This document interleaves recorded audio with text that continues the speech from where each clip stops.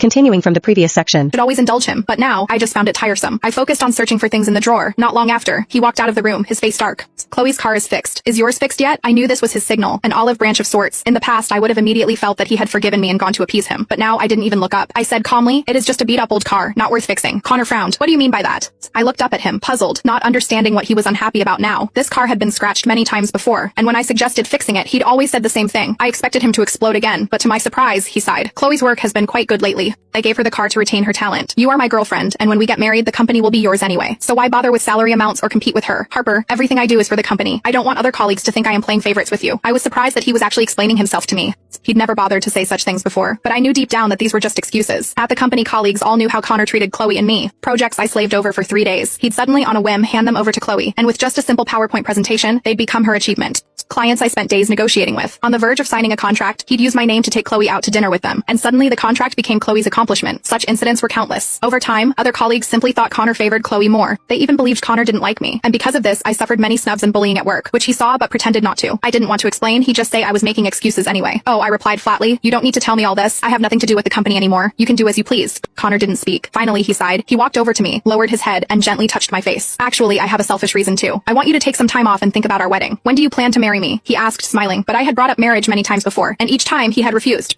Every time we fought and he wanted to placate me, he would bring up marriage. Sometimes I felt less like his girlfriend and more like a dog he strung along. I remained silent. Connor, as if playing with a dog, scratched my chin. Don't be mad. Can you just smile for me? For saying this, he leaned in as if deliberately trying to please me and kissed my neck. He rarely initiated physical affection with me. In the past, I probably would have been thrilled. After his kiss, I would have taken the lead only to be pushed away and laughed at for being dirty-minded. Now, thinking about it, it just felt tiresome. I yanked his arm away, pulled out a wet wipe and scrubbed at my neck. Connor was thunderstruck, frozen in place. You are disgusted by me. I have to go out later. I am going to change, I said calmly, then turned to go back to my room. Connor tried to follow, but I unhesitatingly closed the door and locked it. Fine, Harper. Don't you dare regret this. Connor seemed genuinely furious. After his angry outburst, he kicked the door hard and stormed off. When I came out of the room, the living room was empty. In the company Snapchat group, Connor had sent a message inviting everyone out for dinner and asking who wanted to come. Complete silence followed. Only Chloe sent 3 happy emojis in a row. I knew Connor was deliberately trying to provoke me. This had happened many times before. Other colleagues were always reluctant to join, but Chloe was always enthusiastically responsive. In the past, I would have been so jealous that I would have gone along, only to be mocked by them. Now, I couldn't care less. I went straight to Liam's place and signed the contract. Liam was incredibly happy and specially arranged a celebratory dinner for me. After several rounds of drinks, when I went to the restroom, I heard familiar voices from the private room next door. I instinctively paused.